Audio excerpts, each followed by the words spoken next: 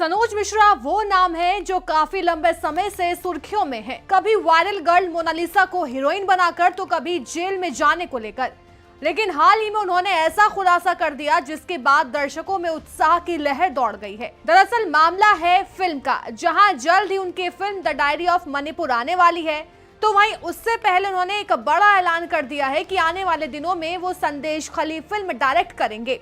जैसे ही इस फिल्म का ऐलान हुआ वैसे ही सियासी गलियारों में हलचल मच गई है, क्योंकि ये फिल्म बन ऐसे मुद्दे पर रही है जिस पर काफी सियासत देखी गई थी। लेकिन आपको सुनाते हैं कि आखिर सनोज मिश्रा ने स्टेट मिरर हिंदी को क्या कुछ बताया। सर, इस समय आपकी movie the diary of Manipur बन रही है, जिसमें मोनालिसा जो है मेन लीड रोल में नजर आ रही है और काफी चर्चाएं बटोर रही है। मूवी रिलीज होने से पहले ही काफी चर्चा हो रही है। लेकिन सर, इस मूवी के बाद आपका अगला प्लान क्या है, किस मूवी का है? इस फिल्म के बाद मेरी और एक फिल्म है द डायरी ऑफ संदेश खाली।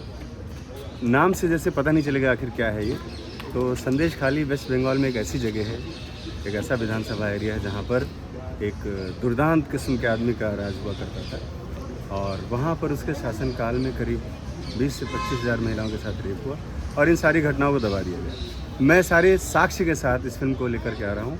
बहुत जल्दी इस पर काम शुरू करूँगा और इसमें जो सबसे बड़ा हाईलाइट पॉइंट वो ये है कि इस फिल्म में भाजपा की सुप्रसिद्ध नेत्री नाज़िया इलाही खान जी इस फिल्म में लीड रोल करेंगे। तो ये भी फिर ममता दीदी के लिए एक और सरप्राइज़ लेके आ रहा हूँ मैं।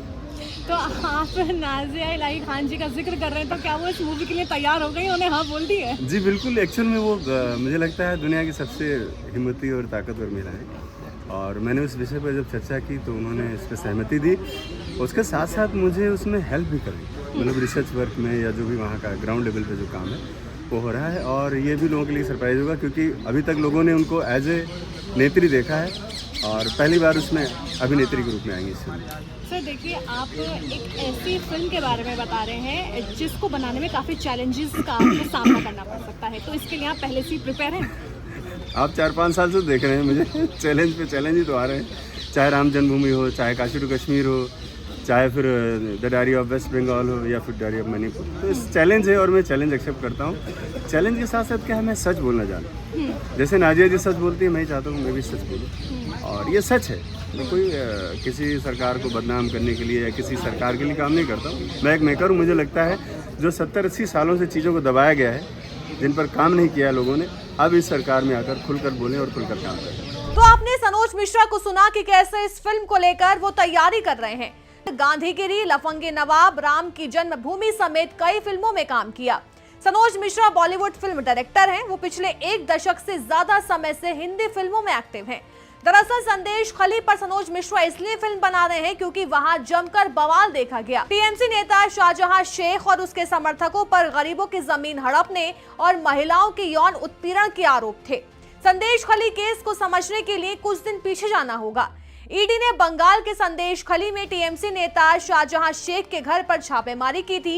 इस दौरान शाहजहां शेख के समर्थकों ने ईडी की टीम पर हमला कर दिया था।